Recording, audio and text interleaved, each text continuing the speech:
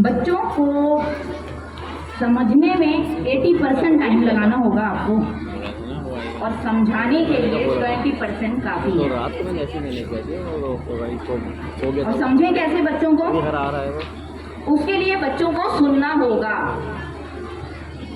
बच्चों को सुनना होगा, हमें गुड लिसनर बनना होगा और उसके लिए हमें अपना मुंह बंद रखना होगा, जो कि बहुत मुश्किल काम है। दूसरी ये कि उन्हें क्वालिटी टाइम देना होगा।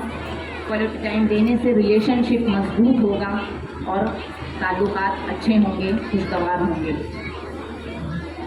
क्वालिटी टाइम का मतलब क्या है, इसके 3 पॉइंट्स का मैं जिक्र यहाँ करूँगी। लाइट सही हो गई। हमारे मोहतरम उस्ताद सर सलमान आसिफ सिद्दीकी से मैंने ये लेक्चर सुना और मुझे उनका ये लेक्चर बहुत पसंद आया और उसी को मैं यहाँ पे आपसे शेयर कर रही हूँ कुछ इजाफे के साथ। क्वालिटी टाइम के 3 पॉइंट्स हैं, जिसमें से पहला पॉइंट है एजेंडा। एजेंडा क्या है? एजेंडा का मतलब है हमारी गुफ्तगू का वो मौजू जिसके ऊपर हम कोई बात रखना चाहते हैं, वो पॉइंट्स जिनके ऊपर हम डिस्कशन करना चाहते हैं। तो सबसे पहले तो ये जान लीजिए कि एजेंडा हमारे और बच्चों के दरमियान जो गुफ्तगू का होगा वो बच्चों का चुना हुआ होना चाहिए, या तो वो हमारा और उनका म्यूचुअली एग्रीड हो या फिर वो बच्चों का पसंदीदा मौजू हो। वो मौजू नहीं हो जिस पे हम बात करना चाह रहे हों। जैसे हम बच्चों को अपने पास बुलाएं और कहें, बेटा जल्दी से बताइए कि आज आप स्कूल गए थे, स्कूल में क्या पढ़ा, होमवर्क मुकम्मल है, टेस्ट किया था, रिजल्ट कैसा रहा, इम्तिहान कब होंगे, पेपर कैसे हुए। नहीं, ये स्टाइल नहीं है बात करने का, जबकि हमारा यही स्टाइल होता है। ये तो हमने उनका टाइम लिया, जबकि हमें टाइम देना है। मैं यहाँ पे किसी से कहूँ कि प्रोग्राम के बाद आप 10 मिनट के लिए रुक जाइएगा, मुझे आपसे कुछ गुफ्तगू रखनी है, तो इसका ये मतलब नहीं होगा कि मैंने उन्हें टाइम दिया, इसका मतलब होगा कि मैंने उनका टाइम दिया।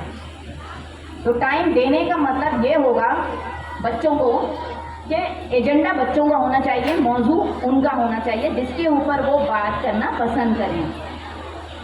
दूसरा पॉइंट ये है कि बच्चों से गुफ्तगू करते हुए हमें कभी भी अर्जेंसी का या जल्दबाजी का मुजाहरा नहीं करना है।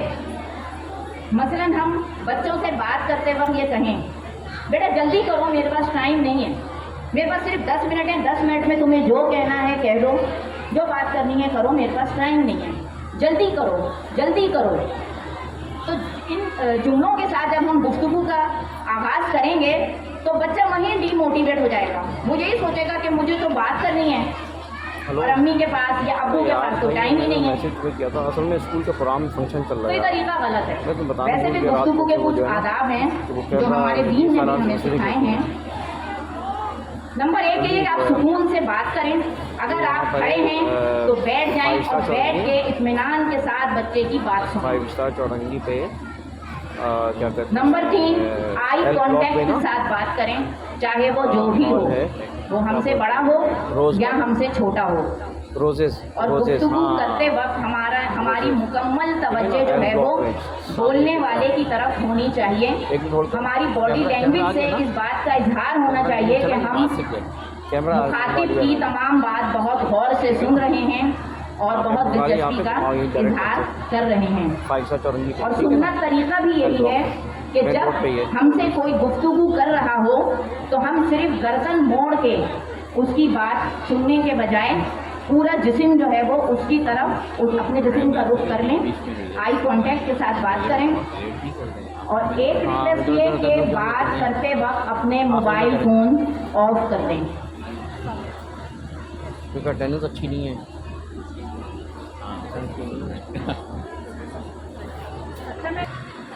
ये आपके और हमारे बच्चे हैं जिनके मुतालिक बात हो रही है, जिनकी अच्छी तरबियत के हवाले से बात हो रही है। ये वो अहम और ज़रूरी पॉइंट्स हैं जो इंशाअल्लाह ताला ज़रूर हमारे बच्चों की अच्छी तरबियत में काम आएंगे।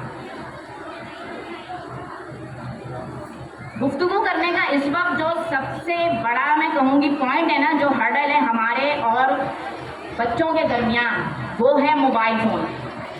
होता यह है कि बच्चे जब हमसे गुफ्तगू कर रहे होते तो हमारी नज़रें जो है वो मोबाइल के स्क्रीन के ऊपर गड़ी हुई होती हैं।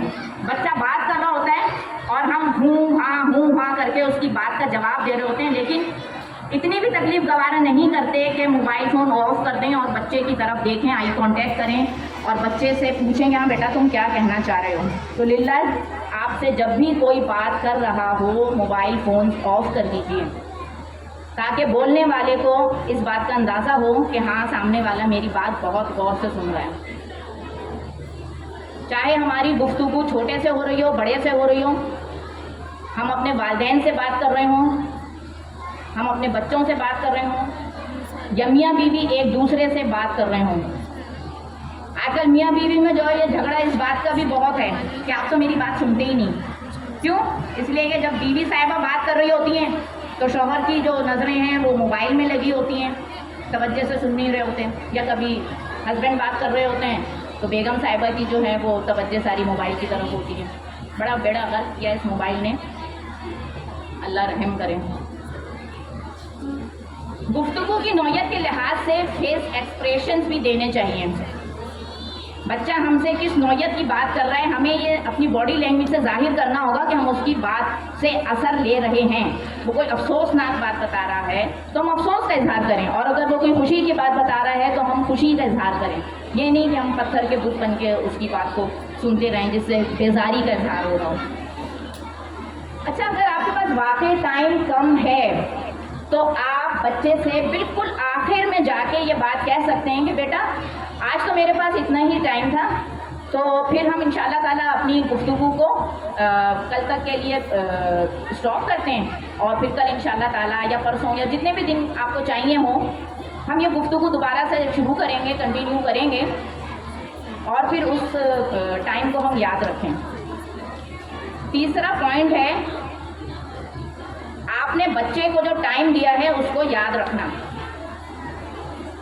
आपने अपनी गुफ्तगू का इख्तिताम पहली मुलाकात में इतने खुशगवार माहौल में करना होगा कि बच्चा सेकंड टाइम भी आपसे गुफ्तगू करने का मुंतज़िर रहे।